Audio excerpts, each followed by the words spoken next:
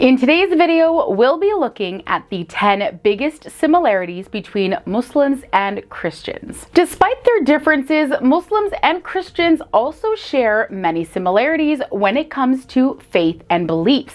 And in today's world where there can be so much bias, misinformation, and misunderstanding, I think it's just really important to focus on these similarities we all have with one another, looking at what unites us rather than what separates us. So that's why today on FTD Facts, I, Sarah Carvalho, bring you this video on the 10 biggest similarities between Muslims and Christians. Alright, so up at number 10 today, we have the belief in common prophets. So as we know, both Islam and Christianity highly value the significance and contributions made by prophets to the faith.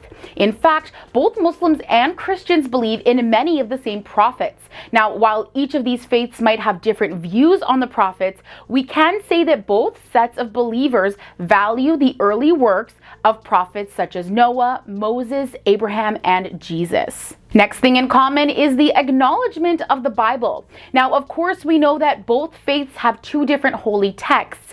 For Christians, the Bible is the holy book, and for Muslims, the holy book is the Quran. Naturally, one would assume that since their holy book is the Quran, that Muslims would dismiss the Bible and deny its existence or value. But this is quite the contrary. Muslims believe that God revealed holy books or scriptures to a number of his messengers. These include the Quran given to Muhammad, the Torah given to Moses, the Gospel given to Jesus, the Psalms given to David, and the scrolls given to Abraham. Muslims believe that these earlier scriptures, many of which are found in the Holy Bible in their original form, were divinely revealed, but that only the Quran remains as it was first revealed to the Prophet Muhammad. Our next similarity is the following of God's commandments. Both Muslims and Christians follow the commandments of God and use these commandments to guide them on the path toward him. The Bible's 10 commandments are mentioned in the Old Testament books of Exodus and Deuteronomy. Now, Islam doesn't exactly have its own 10 commandments, but it does outline its own version of many of the basic prohibitions given in the 10 commandments. The Quran makes reference to the 10 commandments twice. Firstly, in Surah 7, ayahs 142 to 145, describing how Moses received the divine tablets.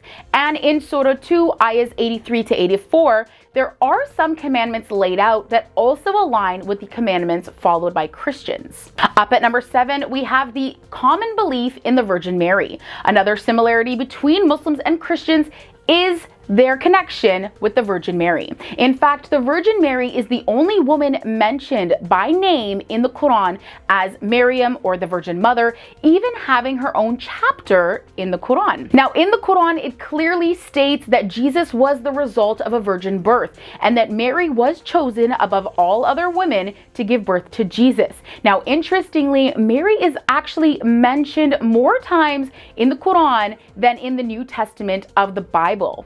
It is important to note, though, that unlike some sects of the Christian faith where Mary is believed to be divine, in the Quran, neither Mary nor her son Jesus are believed to be divine. Up next, we have the common belief in Jesus' miracles. In Christianity, the main emphasis in the Old Testament of the Bible is on Jesus Christ as the Messiah and Son of God that was promised and the miracles that he would perform. As mentioned previously, Jesus is viewed as one of the most important prophets in the Islamic religion. For Muslims, Jesus' miracles are acknowledged, and it is believed that he was only able to perform his miracles by the grace and will of God. The key thing here is that Muslims see Jesus as an important prophet who performed miracles and not as the Son of God who performed miracles. And up at number 5, the halfway point in our video today, we have the common belief in the existence of Satan. Mentions of Satan or the devil exist in both the Quran and the Bible, and both Muslims and Christians believe he is evil and tries to tempt people into doing evil deeds. In Christianity, the devil or Satan is the one who orchestrated the original sin. The devil is also viewed as a fallen angel who rebelled against God. In the book of Peter, it states that the devil walks about like a roaring lion, seeking whom he may devour. It is believed that everything he does is intended to undermine God's good and perfect plan for humanity. Now, in Islam, the Quran teaches that evil originates from the refusal of Shaitan or Iblis to bow down to Adam when ordered to do so by Allah. For his disobedience, Iblis was cast out of heaven by Allah. He vowed that in revenge, he would spend eternity trying to tempt humans to do evil. All right, moving on to the common belief in Jesus' second coming. Both Islam and Christianity expect the return of Jesus at the end of times, and both expect trials and tribulations to occur at that time.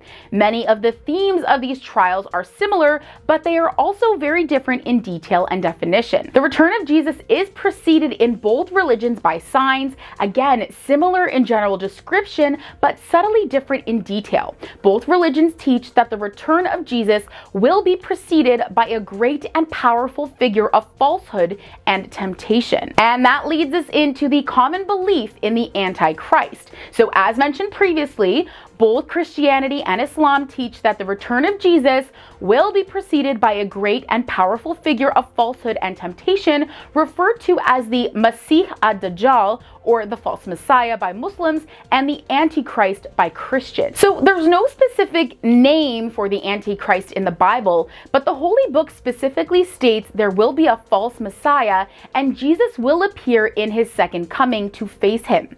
In Islam, the Antichrist is also perceived as a false Messiah, one who will appear before the day of resurrection. And up at number 2, we have the common belief in the day of judgment.